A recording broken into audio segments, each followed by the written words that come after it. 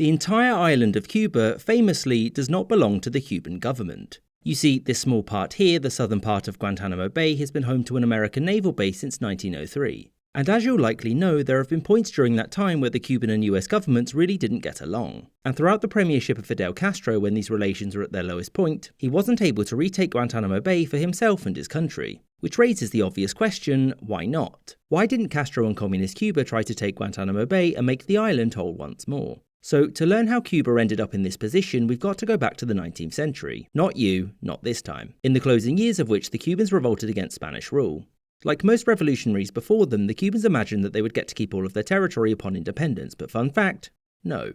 Their war against the Spanish soon caught the attention of the US of A, and after a main sinking, calls to remove Spain's last imperial territories from the Western Hemisphere grew rapidly. Now, many Americans wanted Spain out of Cuba, but that didn't necessarily mean that they wanted Cuba to be free. And so, to preempt this, the less expansionist members of Congress passed the Teller Amendment, which, as part of the act giving President McKinley the right to intervene in Cuba, made it clear that the United States was not allowed to keep it. Now, the government being forbidden from annexing Cuba is not the same as being forbidden from annexing any of it. And during the Spanish-American War, the US found that Guantanamo Bay was well suited as a naval base, mostly because it gave much quicker access to the rest of the Caribbean, which was useful for keeping an eye on any European ambitions there. And so, after the Spanish were defeated, Cuba was occupied by the United States, which agreed to leave once the new independent government was up and running. Now this independence came at a price, because the Americans had just passed the Platt Amendment, meant to override the Teller Amendment. And Washington not only wanted the naval base as well as this island, but also the perpetual right to intervene in Cuba, should it do anything that threatened American interests there or in the region. This was begrudgingly agreed by the Cubans in 1901 because what real choice did they have, and 2 years later the US built themselves a naval base in the bay, which they would lease for a small annual sum.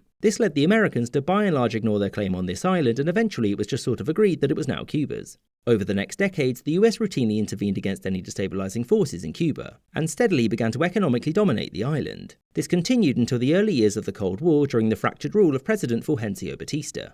Batista had a great relationship with the United States, in that he was happy to sell Cuba to it in return for Washington propping him up, and maintaining the base at Guantanamo Bay meant that the US and its help were never too far away for him. Over time, he became much more tyrannical, and so resistance to him, notably by students with communist sympathies, increased massively, and soon resistance turned into open rebellion. To combat this, Batista strengthened the military, which promptly tried to overthrow him, but failed. He then opted for the tried and true response of purging the army, which did keep it loyal to him, but it did mean that the inexperienced people now running it weren't as capable of dealing with the rebels. Said rebels were by and large a mishmash of different groups with varying objectives, barring the ousting of Batista, that is. However, the largest and most effective group was the July 26th movement, led by a certain Fidel Castro. By 1958, said rebels were in control of these parts of Cuba, and after Batista rigged the end-of-the-year election, the US stopped providing him with weapons, which of course made things much easier for the rebels. And within a couple of months, Batista had fled, the revolutionaries were in charge of the major cities, and the Cuban Revolution was over. Mostly. Kind of. Well, not really. You see, the coalition of rebels were now in charge. And whilst they could put their differences aside fighting against a common enemy, when it became clear though that not everyone could get what they wanted, tensions rose. Castro was in charge of the most guys with guns, and so he got to choose the new interim president, before telling said president to make him prime minister. He announced that there would be elections, but don't worry, he banned all opposing political parties too, so that he, on behalf of the people, could take all of that troublesome and tiring thinking out of the process. He would soon change his mind and ban elections altogether, but long story short, Cuba was now Castro's, barring the short-lived rebellion by his former associates. Now, it won't surprise you to learn that Castro and his fellow co-revolutionaries didn't believe that America's ownership of part of Guantanamo Bay was legitimate, and they argued that it was an agreement between the USA and a dead government, and thus was void, meaning that it would be nice if the US Navy just simply left. Now, running a country after overthrowing its government means that some things are naturally going to get overlooked.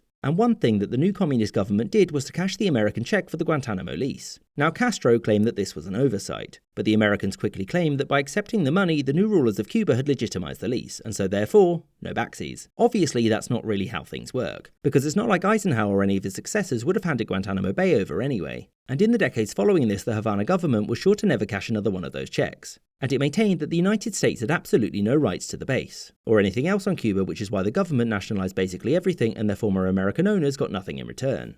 So Castro obviously wanted the Guantanamo territory back under Cuban control, but he wasn't a dummy. Whilst the US garrison there was small enough that he would have been able to capture it fairly quickly, it's not like the US would have just simply accepted that its soldiers had been killed and its territory attacked. In fact, not only did Castro and his government refuse to consider attacking the US base there directly, but during the first years of their rule they were terrified of the Americans invading Cuba to remove them, which was a fair concern because that's what they wanted to do.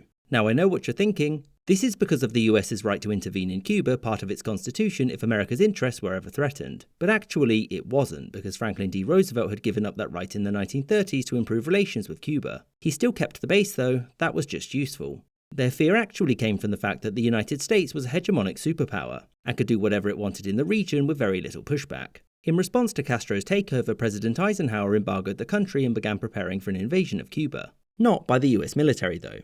Castro was seen as far too popular with the Cuban people, and the worry in America was that casualties would be far too high. Instead, this invasion would be undertaken by exiled Cubans who opposed the new government. Eisenhower left office before this plan could be enacted, but John F. Kennedy, his successor, went ahead with the operation. This invasion would take place here at the Bay of Pigs, and it did not go well. Castro quickly won, and as a result his relationship with the USSR improved greatly, because they believed that if Cuba were to be uncommunistified then it would make them look weak internationally. As a result, the two intensified their military alliance, and the Soviet Union stationed nuclear weapons there, and thus, Cuban Missile Crisis. During this, the US base on Guantanamo took a new importance for both sides. The Americans evacuated civilians from the base and massively reinforced the garrison there to deter any offensives from Cuba. This wasn't going to be a problem though, because the Soviets there had just opted to point a nuclear missile at it, meaning that it would have been vaporized 15 seconds after everything went wrong. Now, Castro saw this crisis as an opportunity for him to regain Guantanamo. When the three nations began to negotiate over how they could all not die, Castro listed his demands, which he hoped that the US would agree to in return for the nukes going back home. These demands were that 1. The US would end the economic embargo, 2. It would stop trying to off Castro and overthrow his government,